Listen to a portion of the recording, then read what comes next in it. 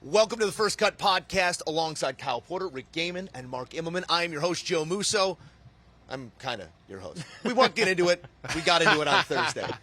It is a pleasure to be sharing this desk with you, gentlemen, and joining the pod for the week here live from the WM Phoenix Open, where we have crowned a champion. Scottie Scheffler gets the big check and defends his title from a year ago. Kyle Porter, first word is yours, and that word is what? Well, his year has been extraordinary. I mean, you go back to that Phoenix Open last year, and coming into that, he had an okay season. You know, he had played some decently in some fall events, finished high in the Houston Open.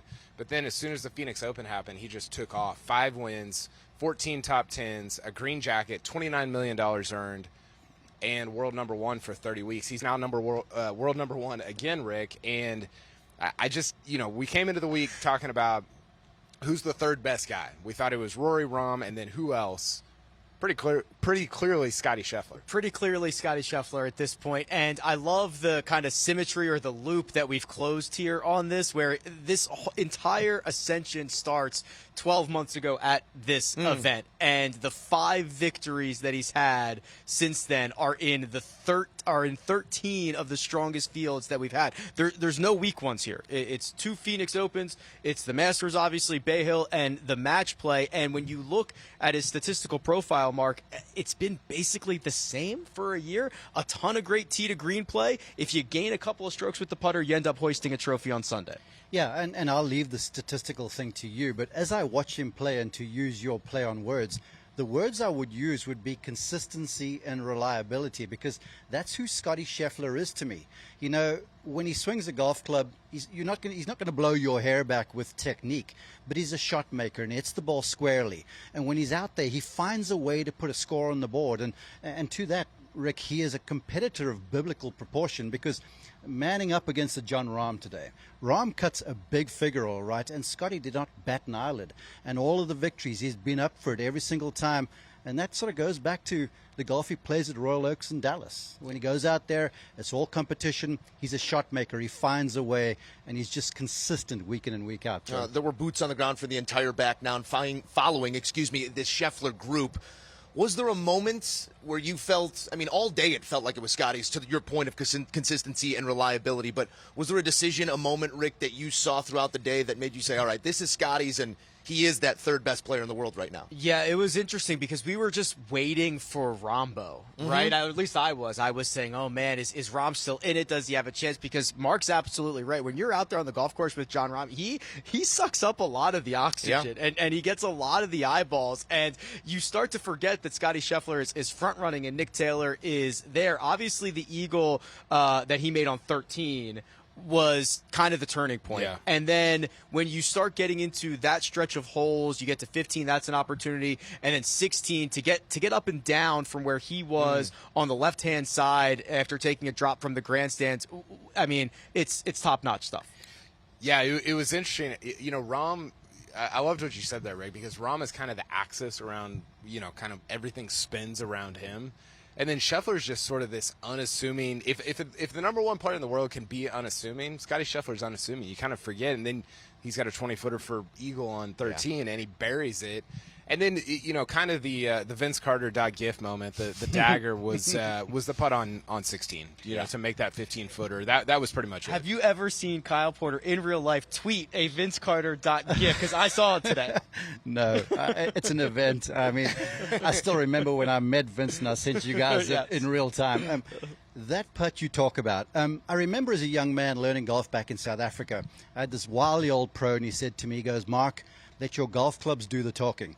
And to your point, Scottie is unassuming, doesn't say very much. He's polite to everybody, but when he gets a golf club in his hand, he turns into an assassin. I mean, this guy backs down for nobody. And another South Africanism, everyone says over there that cometh the moment, cometh the man. And that putt he made on 16, it wasn't made, Joe. This thing was buried like into the heart with perfect speed. And with Nick Taylor coming in behind there was no chance on God's green earth that Nick was going to make that putt, because Scottie made the putt, fist bump to the big gallery there on 16. They went bananas, and the thing was essentially iced then. And it spoke to who he is and how he just finds a way to put a score on the card. Yeah, I think Nick's ball knew that Vince was in the ether. that was it. Yeah, that was it. I said maybe we wait for the tee ball. You said no. Now's the That's time, it. and it was certainly the time there at 16.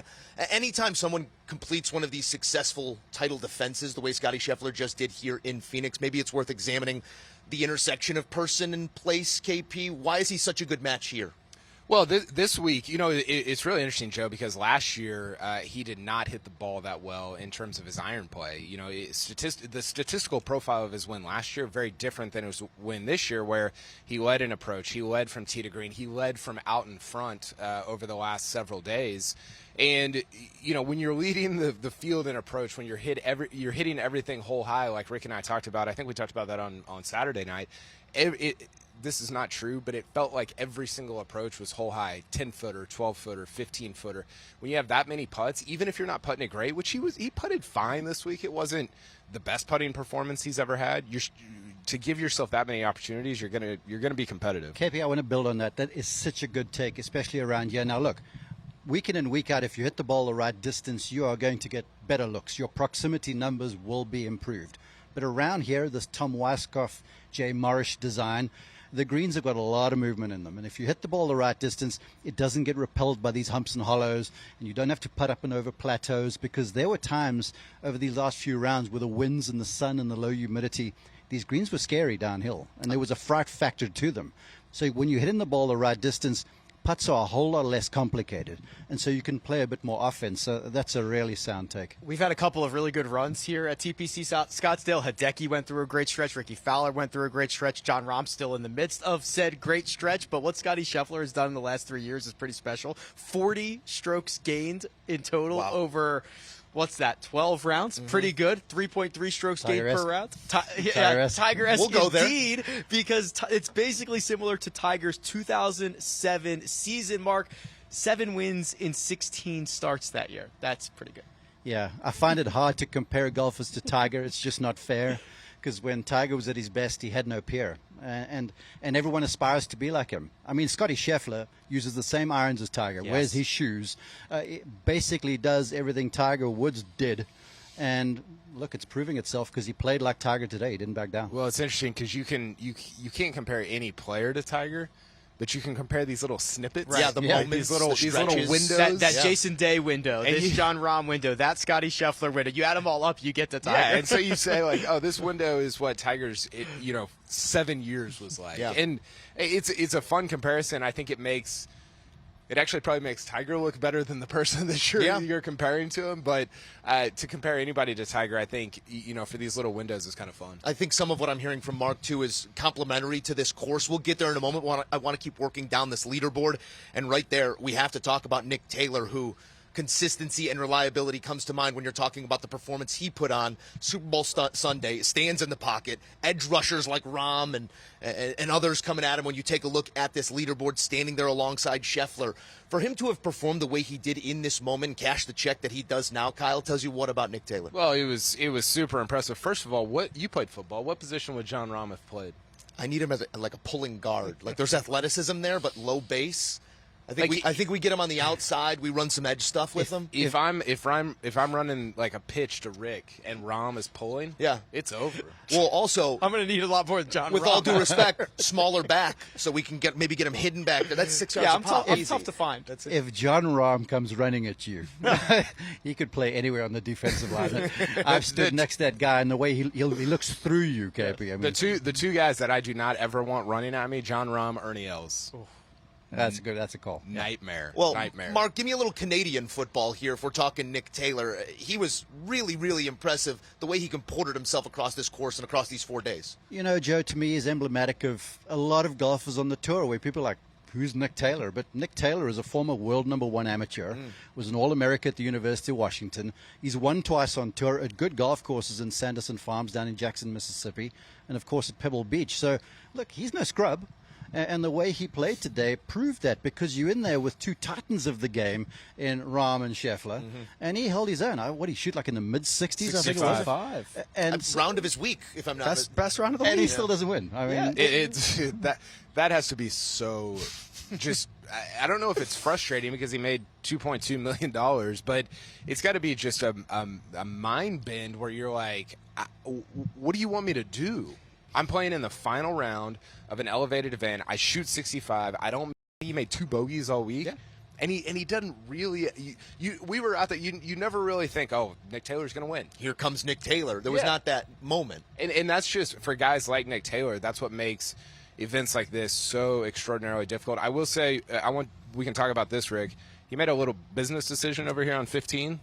I thought so. He lays up from about 240 with the tournament kind of still in the balance. And the reason he did that, he finishes solo second, so he gets $2.18 million. That's good business. Good business. His 3 biggest seasons ever, Rick. Seasons. Not events. Seasons. 1.8, 1.2, 1.0. He made 2.2 today alone. Yeah, pretty good. It's very hard to win on tour. We get an example of that seemingly every single week. We talk about it. You go to sleep 2 shots back in a full field elevated event. You shoot a 65. You don't make up any ground. You beat everybody not named Scottie Scheffler by 3 strokes. Yeah. You don't get a trophy for that. We were over there at 15. We watched him lay up, and we said, "Oh man, that's protecting a little bit of money." Mark, you gave us a little bit of insight. Yeah. A little bit in between clubs. Wasn't sure about what he had there. Well, yeah, this is where I take offense to you guys and your statistics, right? Just go for it. Goodness. The thing about that second shot there, we had some conversation during the break in the show, and he was just at that number where he was between long irons, and for that front hole location, anything coming in there hot and long, and I was watching golfers nearly putt the ball off the green, and if you miss in any of those 2 bunkers, you're essentially making 5, and he was just backing himself with a wedge in hand, because from there you can spin something in there tight and still make 4. So was it business? Sure. You got to bear in mind too, with some of this overseeded grass, it gets a little moist, so the ball tends to want to nestle down some. So the thing isn't always perked up. And when the thing's on the line and, stuff is tightening up and you're on the 4th to last hole. And What's tightening up? Your sphincter, Stuff. that thing, right? Stuff is tightening up. Picking a long iron out of a tight lie over water, that's not the easiest thing in the world. I don't care if you got the name on the bag or not. It's real. We were standing behind him. Nowhere to miss it there. No. There is not a good option B standing over that ball. So whether it was a business decision or not, commendable effort here by Nick Taylor this week. A really cool week for him, too. And I saw some people talking about this on Twitter. There's a lot of talk about, okay, what are these elevated, designated events going to be in 2024? Because this is sort of a middle year where this is not what things – it's different than last year, but it's not what things will eventually be. And it's like, okay, are you gonna make these events smaller? Are you going to close them? Are you going to just have the top players? I think having a Nick Taylor in the field, Rick, is – it gives some depth to kind of what's unfolding. It kind of reveals just how good Jon Rahm and Scottie Scheffler are. Right. When somebody like Nick Taylor's going out and shooting 65 and still can't win. And I think to remove guys like that from the field, I think would be a mistake by the PGA Tour. Yeah, we talk about the depth of the PGA Tour all the time. This is another great example of it. I mean, I joked last night we can't shake the Canadians, right? Adam Hadwin and Nick Taylor. I mean, they were in the mix throughout, and both of them were in just superstar pairings and hardly blinking. So another just, tally on how deep this tour actually is. Yeah. And just a reminder, the PGA Tour is a membership organization. And yes, look, the top 20, the PIP guys, they drive the ratings, they drive the sponsorships. They basically the cash cow. But the PGA Tour is a membership place, and the commissioner and the folks down in Ponte Vedra have to look after their membership. And so I love to see these stories because, look, even a Jon Rahm was a Nick Taylor once. Yeah. You've got to start somewhere. And when you give these youngsters, I mean, if I'd thrown Tom Kim at you, a year ago, you would have been like, who? Now he's a star, and he's a bona fide star. So you've got to have the fields the way they are, KP, and I think it's a really cool thing that way. Emboldening moments here, I think it's fair to say, for Nick Taylor, as he now knows he can play with just about anybody in the world. What do you say we get the pads popping, talk about the pulling guard here for a moment? Because I think relative to expectation that he set out in front of himself this season, the way he has performed, maybe a disappointing Sunday for Jon Rahm, fair to say? Yeah, I think so. I mean, anytime Jon Rahm doesn't win, it's disappointing. We were talking about this during the final round. It didn't even feel like he played that well this week. Statistically, he did, but compared to how he's been playing, I mean, he's lost to 19 guys. He's lost to 19 players in his last 9 events. So over the last 9 golf tournaments that Jon Rahm has played in, only 19 guys across all 9 of those events, is probably, off the top of my head, 1,200 players have beaten him, which is a joke. Like, that doesn't happen. And, yeah, he didn't get it done on Sunday, but I don't know that the thing that it told me was that his floor is basically Nick Taylor's ceiling, which is terrifying if you're a Nick Taylor, if you're somebody that's kind of in that middle class of PGA Tour player. Yeah, when we were out there walking with that final group, it's a lot different when you're seeing every shot. You're seeing their reaction to everything, what they were trying to do, if they were able to actually accomplish it. And I mean this with all due respect. I thought Jon Rahm got the most out of his game this week. I didn't think he had it. I didn't think he had his best stuff. And you go out and you beat the vast majority of this absolutely stacked field, and he made a lot of mistakes. He had a lot of shots that he didn't like. I thought Scottie Scheffler got like the most medium out of his game. I don't think he left a ton of strokes out there, but I didn't think that I thought he just played up to average, and his average is very good. Scheffler kind of got the result that if you played it out 1,000 times that you would just get. And Jon Rahm, you saw, especially coming down the stretch mark, it was a lot of frustration. Mm-hmm. It was a lot of shots that he felt like he missed. But again, that's a compliment when you can finish third in a field like this with that stuff. Yeah, no kidding.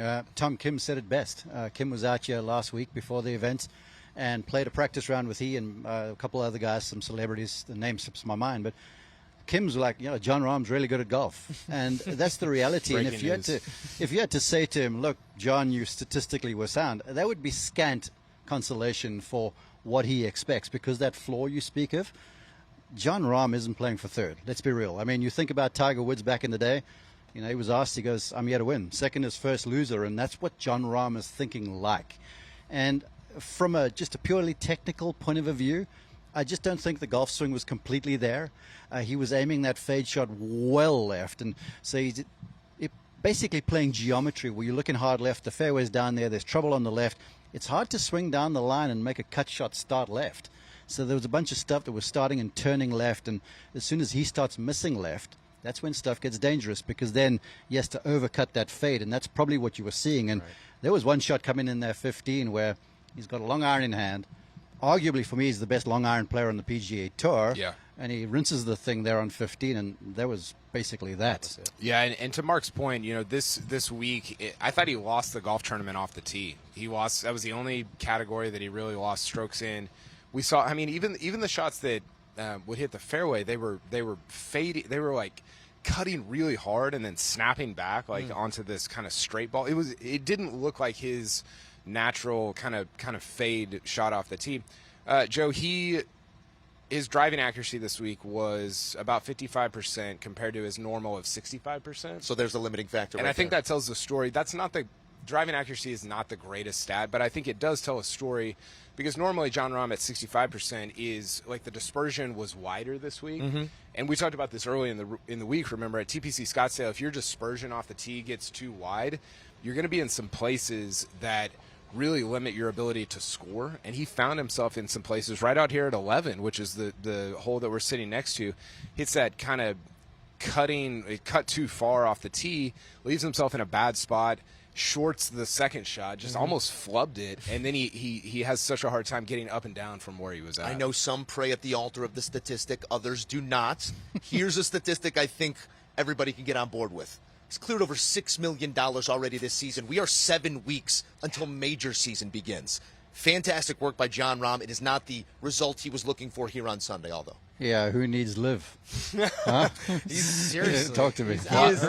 He is stacking chips on the PGA Tour. There's no doubt about that. He is. Scottie Scheffler set the record for most money earned in a season last year. I think it was around $14 million. The second most earned, Jordan Spieth in 2015 at $12 million. Rahm is over halfway there. Haven't played a major and have played. Well, I guess we played 2 elevated events. He's played how many? 4 events? Yeah. Well, he played in the fall, so I think he's played 5. Fifth event. Right. Fifth track event. He played the CJ Cup. Let's keep it technical, and you just mentioned the name, so let's go there next. Some names in this field, obviously massive field, first elevated designated event of the season. So we had our Justin Thomases, we had our Jordan Spieths. Those guys early in the week maybe didn't bring the game that we expected, but there they are, first page of the leaderboard when we're looking at it all said and done. Let's go on Spieth for a second here, because Twitter was abuzz with the putting stroke today, but you walked with the man. You saw every putt that he struck a day ago. Mark, what did you make of that aspect of his game this week? I thought he putted fine. Yeah. Jordan Spieth is a curious case. He's like a conundrum to me because if you watch him drive it off the tee, he's always fighting one side of the golf course. You hit an iron shot, you watch Rory hit an iron shot, and it's like, wow. And you watch John Rahm hit an iron shot, and it's like blows your hair back. And Jordan hits them, and then they end up close. But it just doesn't have that wow factor. A workman-like. Yeah, exactly. It's blue collar the way he plays. And then you put him within 50 yards of the target, and he turns into... He's angelic. I mean, it's like a symphony with a wedge in the hand. And the way he putted in round 3, to me, was fine. Every putt he missed was on the high side. It was just leaking pace. And to make putts coming down the stretch, you have to have pace down. And I just thought he wasn't reading the greens so well. Now, that is a part of good putting. KP makes the point. But still, you put him on certain surfaces, when he starts to see lines, I don't think there's any issue technically whatsoever with the stroke. I think the fundamentals are there right now. Zoom out, I think it's a better than expected result. For sure. I mean, coming off of last week? Coming off a Pebble Yeah. where he looked lost at a place that he's dominated, which generally serves as a litmus test heading into major championship season for him, and to come here, whereas we've talked about all week long, the more wild you are off the tee, the more trouble you're able to get into, and he's got a tendency to spray it, Kyle. So, I mean, I think if you just zoom out, this would be a great takeaway for Jordan Spieth. Yeah, I definitely agree with that. You know, he was second in approach play this week, third in proximity, and 51st in putting. So whether it's reading or stroke or whatever it is, it wasn't good. And if it is just reading greens, I think that's something that you have to go into Riv and Bay Hill and the players in Augusta feeling kind of certainly more optimistic than we felt last week after Pebble, right? Oh, of course. Yeah, to do it at a place that he probably shouldn't have. Yeah, I need to say this. Reading greens next week, that's like reading hieroglyphics, okay? With that piranha grass there around River, everyone is going to struggle. From 5 feet and in, I've seen numbers where it's like the least rate of efficiency on the PGA Tour. So next week, I'm prepared to throw out. But you give us Bay Hill players, those sorts of champion Bermuda greens, then we start cooking. If anybody could read hieroglyphics on a putting green, You're on to something. it would be Jordan Spieth. Mark made the I can't remember what he said, but if for some reason in my head popped Sean Marion as a Jordan Spieth comp. Cross. You watch it doesn't really make sense, Yeah. but from in close, he's incredible. We saw Sean Marion. I was going to last say, I think night. you just have Sean Marion on the mind. We were at an event with him last night. I think you're just trying to work that in. He's the Matrix. It kind of works for Spieth. This week worked. Elevated, designated, call it what you want. Just call me when it's happening because it was fantastic. We get another elevated one this week at Riv. We'll get to Riv. But in this moment, this course, this leaderboard, the golf that was produced, Mark, is this a ringing endorsement of the current setup that we have here on the PGA Tour? Yes, resoundingly yes. And then, look, this event stands apart because of the Coliseum and the number of fans, and it's the world's biggest outdoor party. But the PGA Tour is legit, and the competition is legit. And you saw the blue chips show out at this event, and the television ratings, I'm sure, are going to be fantastic. Here in Phoenix, with the Super Bowl just down the way, it was an incredible week. It was just fun to be a fan and to walk inside the ropes and just to sense the buzz. I mean, personally, we were standing on 15 green this afternoon, and Sung J.M. putted out, came and stood next to me and sort of chit-chat a little bit. And then Jason Day came over, and he was like, man, it's quiet compared to yesterday, isn't it? And it was still loud out there today. And that shows you what Saturday at the Waste Management Phoenix Open was. It was incredible. And for the tour's sakes, Kyle, I think it's a huge boon. So what I'm hearing is that Mark Immelman wants more events like the WM Phoenix Open. Is that where you were taking me? Quite content to go home. A one-off. No, I think Rick and I were talking about this. I think Rick's take on this is very good of leaning into, and this is this is like my whole bit with the normal sport thing, leaning into some of the absurdity. It's absurd that there's a 25,000 person stadium around a benign golf Beautifully hole. absurd. It's insane, and I think the Phoenix Open does such a good job of, and it's not one person. It's Ricky Fowler was talking about this. It's been built up over several years.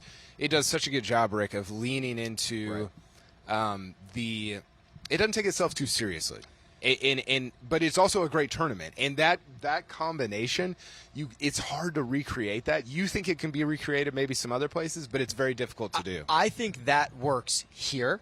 I don't think it would ever work at Riv, right? We're like it's going to be the contrast between this week and next week are going to be stark. The only thing they're going to have in common is that they're elevated events. So what do you lean into at Riv? Because I think my issue sometimes is that the PGA Tour takes itself way too seriously, and then it's almost like, well, we're going to take ourselves very seriously, but there's also 4 big events, like the 4 majors that take themselves seriously that you can't compete with. So how do you lean into kind of a regular season mindset at a place like Riv? So what I thought the tour was building the blueprint for was to lean into holes at every single golf course, or stretches, or a group of holes. Right? There was a time, and you don't hear about them so much anymore, but you have the Horrible Horseshoe, and you've got the Snake Undertow. Pit, Was Bear it? Yeah, all of them, right? And I thought what the tour was building was an opportunity to market these stretches and almost have it be like that. This closing stretch is unbelievable out here, and they don't all have to be party atmospheres, but there's got to be something, right? Whether you are